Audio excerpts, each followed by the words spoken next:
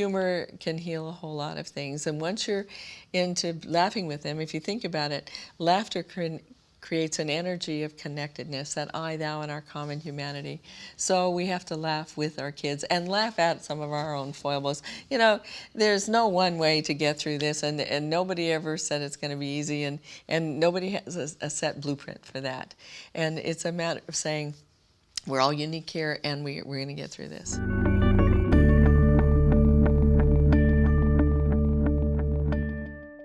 Kids mess up. Most importantly, they need to know that we have a deep, deep caring for them. Deep caring is not the same as liking them. I often say in my when I'm lecturing, do any of you have a teenager? And people raise their hand. And I say, I bet some of you don't like your teenager right now. And they're kind of, and say, oh no, you're saying, I don't like their behavior. No, you don't like them. You don't want to go home tonight. And they laugh.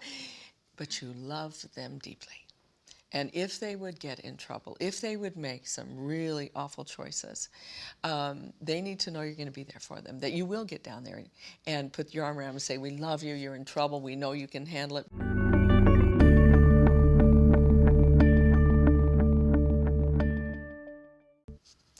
First of all, get yourself as informed as you can about brain development. There's much more out there than my generation ever even spoke about. We didn't have the language for it.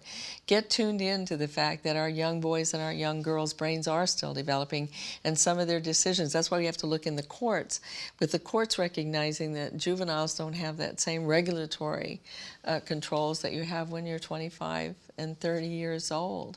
And so I also, now getting myself educated, then have to talk to my kids about, you know what, let's talk about how your brain's developing. Use humor with it, and then say, you know, some of your judgment's going to be a little bit off, but tell you what, mine's already fully developed and maybe on the decline. Let's check some things out with me if you're not so sure. Let them know that you can be that sounding board. Let them know that you can, that you are open and not judgmental, and that they can check back in with you, and you can offer that, and you know, say, you know what, sometimes my advice may be a little crotchety, but other times it may be spot on. So ask me, and then you can take it from there.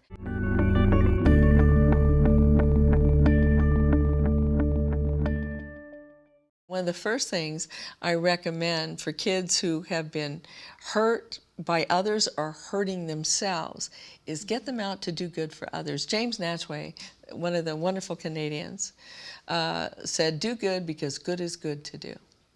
And one of the best things you can do is say, you know what, kid, we're going to work at Habitat for Humanity. We're going to go work in a soup kitchen. It gets them out of themselves.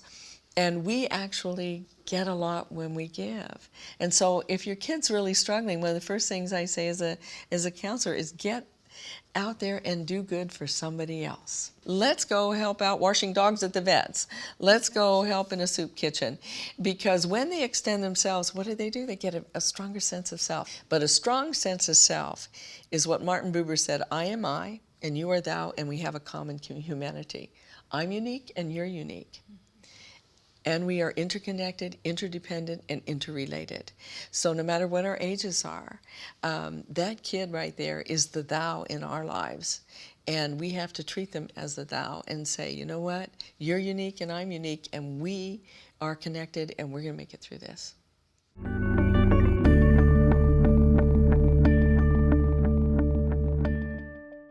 Well, 3 kinds of families handle that very differently. The brick wall says the kid has a problem. I don't know what I'm going to do with this kid. He's totally out of control. Jellyfish says, what problem? There's no problem here. You know, I dabbled a bit myself when I was young, and it didn't hurt me, and, you know, a little bit's not going to be, and, hey, got drunk once. That's jellyfish. Backbone says, we have a problem. It's a we. We're a family. We're connected. We have a problem, and we need to get help. And a cry for help is a good thing. I want families to know it's a healthy thing to get help if you need it.